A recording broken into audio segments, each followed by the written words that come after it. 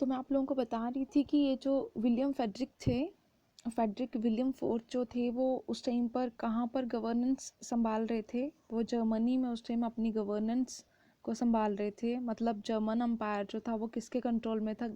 William Frederick William fourth जो थे उनके कंट्रोल में था। और यूरोपियन गवर्नेंस जो थी उसने बहुत कोशिश करी कि मैं जर्मनी को क्या कर सकूं, यूनिफाई कर सकूं, लेकिन ऐसा वो नहीं कर पाए। उसके बाद क्या किया गया कि जर्मनी को यूनिफाई करने की रिस्पॉन्सिबिलिटी जो थी वो किसको दे दी गई? प्रुशिया को दे दी गई। और प्रुशियन जो किंग थे वो क्या करते थे? वो रिजेक्ट करते थे। किसको रिजेक्ट करते थे? वो हमेशा मोनार्की को रिजेक्ट करते थे। और उन्होंने बहुत सारी ऐसी लड़ाई झगड़े, ऐसे बहुत सारे कन्फ्लिक्ट्स को रिजॉल्व किया था। उन्होंने बहुत सारे मोनार्क्स को भी अपोज किया और वहाँ पर इलेक्टेड असेंबली जो थी वहाँ पर उन्होंने इस्टेब्लिश करवाई। उसके बाद यहाँ पर क्या बताया गया, जब वो अपोज करते थे किसी भी एरिस्टोक्रेसी को, उसके बाद उनकी मतलब हम लोग बोल सकते हैं कि उनकी जो सपोर्ट थी वो और ज़्यादा मतलब बढ़ना शुरू हो गई। जैसे जर्मनी में उन्होंने बाद में जर्मनी को भी यूनिफाई करवाया। उनने कुछ पार्लियामेंट्स को भी रोड करवा दिया, मतलब पार्लियामेंट को भी नष्ट करवा दिया, ख़त्म करवा दिया वहाँ पे। उसके बेसिस क्या थे? सोशल बेसिस थे, क्योंकि सोसाइटी की नीड्स जो थी वो फुलफिल नहीं हो रही थी। जैसे मान लीजिए आप लोगों की सोसाइटी है, सोसाइटी में आप लोगों को फ्री राशन या वाटर सप्लाई नहीं हो रही है, हेल्थ केयर एजुकेशन आप लोगों को फ्री ऑफ कॉस्ट नहीं मिल रही है। So you have to raise your voice, आप लोग अपनी आवाज़ को उठा सकते हो। उसी तरह से यहाँ पे बताया गया कि कुछ पार्लियामेंट्स ऐसी थी जो लोगों की सोशल नेसेसिटीज़ को फुलफिल नहीं कर पा रही थी। सो दैट्स वाई उन्होंने क्या किया, ये जो प्रुशियन किंग थे उन्होंने क्या किया, उन्होंने पार्लियामेंट को भी विरोध करवा दिया। देन उसके बाद यहाँ पर बताया गया है कि वो चाहते थे कि पार्लियामेंट ऐसी होनी चाहिए जिसमें कौन लोग हों? Dominated by the middle classes, जो बेचारे क्या करते रहते हैं हमेशा उनकी एक ही चीज़, मेनली देखा जाए तो ये डिमांड जो थी कॉन्स्टिट्यूशन की वो कौन कर रहे थे? वर्कर्स कर रहे थे, आर्टिशंस थे। और कहीं ना कहीं अब ये लोग जो थे वो धीरे धीरे सपोर्ट को खो रहे थे। और उनने क्या किया, जैसे ही मतलब एंड होने वाला था, किसका एंड होने वाला था? मतलब विलियम फोर्थ जो थे उनके राइन का एंड होने वाला था।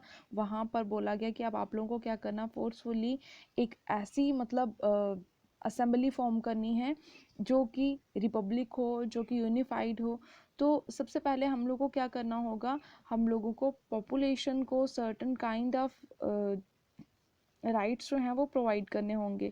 कौन से राइट्स प्रोवाइड करने होंगे? पॉलिटिकल राइट्स प्रोवाइड करने होंगे वुमेन को, जो कि आज के टाइम पर सबसे ज़्यादा कंट्रोवर्शियल हैं, क्योंकि वुमेन के पास उस टाइम पर कोई भी राइट नहीं था। अगर हम लोग बात करें 1848 की, तो उस टाइम पर भी मैंने आप लोगों को बताया था कि वुमेन्स को कोई भी राइट प्रोवाइड नहीं हुए थे। सिर्फ और सिर्फ अबव 21 की जो एज के मेल मेंबर्स थे वही क्या कर सकते थे, राइट टू वोट उनके पास था। ठीक है। फिर उसके बाद यहाँ पे क्या बताया गया, लिबरल मूवमेंट्स जो थी वो भी उन्हीं में से एक थी जो चलाई जा रही थी वहाँ पर। ठीक है। देन यहाँ पर एक चीज़ और बताई गई है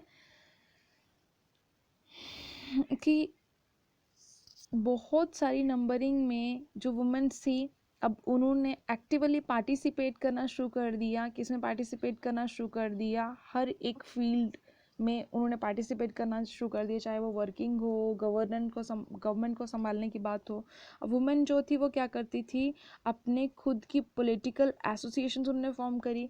उन्होंने कुछ न्यूज़पेपर्स को भी मतलब लिखना शुरू कर दिया, कुछ आर्टिकल्स छपवाना शुरू कर दिया।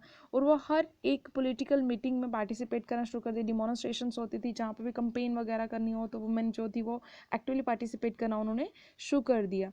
उसके बाद अगर हम लोग बोलें, despite this they were denied, जब उनके पास ये सब राइट्स नहीं थे तो उन को कितनी मतलब किल्लत सहनी पड़ती होगी जब उनके पास सफरेज राइट्स नहीं थे और इलेक्शंस होते थे, लेकिन जितनी भी वुमेन्स थी they don't have any political right. उनके पास क्या नहीं था? पॉलिटिकल राइट नहीं था, मतलब सफरेज नहीं था, राइट टू वोट नहीं था उनके पास। इलेक्शंस में वो कम्पीट नहीं कर सकती थी।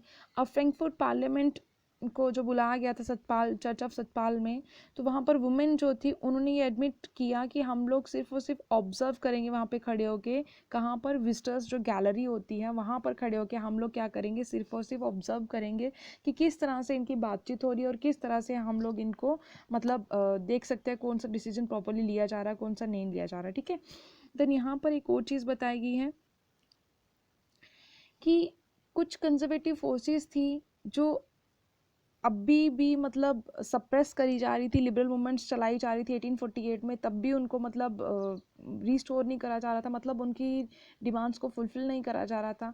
कुछ मोनार्क्स जो थे वो बिगनिंग से लेकर एक ही चीज़ को मतलब रियलाइज़ करते थे, वो एक ही चीज़ के बारे में सोचते थे कि हम लोग क्या कर सकते हैं, हम लोग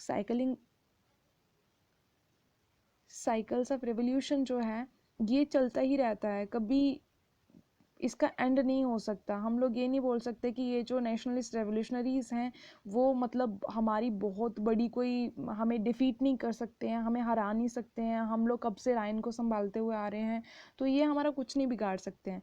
लेकिन 1848 के जो ईयर्स थे उसमें देखा गया जो अरिस्टोक्रेटिक मतलब एक एब्सोल्यूट मोनार्कीज जो थी उनको वहाँ से हटा दिया गया। सेंट्रल और ईस्टर्न यूरोपियन जो थे अब उन्होंने बहुत ज़्यादा चेंजेस कर लिए, और वेस्टर्न यूरोपियन मतलब जो नेशंस थे उन्होंने 1815 से पहले ऐसी रिवॉल्ट्स नहीं देखी थी जो बहुत ज़्यादा समय मतलब चलाई जा रही हों, या फिर वो एक ही चीज़ के लिए सिमिलर डिमांड जो थी वो अलग अलग नेशन से मतलब डिमांड करी जा रही थी, ठीक है। और ये जो सर्वडम था मतलब स्लेव सिस्टम, फ्यूडल सिस्टम वगैरह वगैरह, ये जो बाउंडेड लेबर्स थे उसको एबॉलिश कर दिया गया। हैब्सबर्ग डोमिनियंस जो थे रशिया में भी और जर्मनी में भी उनको मतलब एबॉलिश कर दिया गया। हैब्सबर्ग जो रूलर्स थे उनको कहा गया कि आप लोगों के पास ऑटोनॉमी तो रहेगी, सिर्फ और सिर्फ हंगेरियंस के रूल तक, मतलब 1867 तक आप लोगों के पास गवर्नेंस रहेगी। और यहाँ पर एक चीज़ मैंने आप लोगों को बताई कि जब प्रूशिया को रिस्पॉन्सिबिलिटी दी गई थी जर्मनी को यूनिफाई करने के लिए, तो उस टाइम के प्रूशियन जो चीफ मिनिस्टर थे या किंग थे वो कौन थे, ओटोमन बिस्मार्क, ठीक है। तो ओटोमन बिस्मार्क जो थे वो कौन थे उस टाइम पर, ओटोमन बिस्मार्क जो थे वो क्या थे उस टाइम पर, किंग ऑफ प्रूशिया, ठीक है। ये उस टाइम पे किंग ऑफ प्रूशिया थे जिन्होंने बहुत सारी नेशनलिस्ट मूवमेंट, जो मैं आप लोगों को ऑलरेडी बता चुकी हूँ, बहुत सारी मूवमेंट्स उनने जीती थी या फिर बहुत सारी मूवमेंट्स में उन्होंने पार्टिसिपेट किया था, बहुत सारे नेशंस को उन्होंने फ्री करवाया था, चाहे वो पार्लियामेंट्री फॉर्म ऑफ गवर्नमेंट हो या मोनार्कल सिस्टम हो या फिर अरिस्टोक्रेसी हो या वॉट कोई भी। 1864 से लेकर 1870s का जो टाइम पीरियड था, 1864 टू 1870s, इस टाइम पीरियड में 3 वॉर्स जो थी वो कंडक्ट करवाई गई, ताकि क्या हो, ताकि हम लोग इंडिपेंडेंस को गेन कर सकें, या फिर हम लोग इंडिपेंडेंस नहीं बोलेंगे, वो कुछ अलग ही दिखेगा आप लोगों को, इंडिपेंडेंस नहीं बोल सकते, हम लोग बोलेंगे कि यहाँ पर जर्मनी को यूनिफाई करने के लिए उन्होंने 3 फाइट्स जो थी वो मतलब लड़ी गई थी, ठीक है। उसके बाद एक न्यू जर्मन एम्पायर जो था वो फॉर्म किया गया था।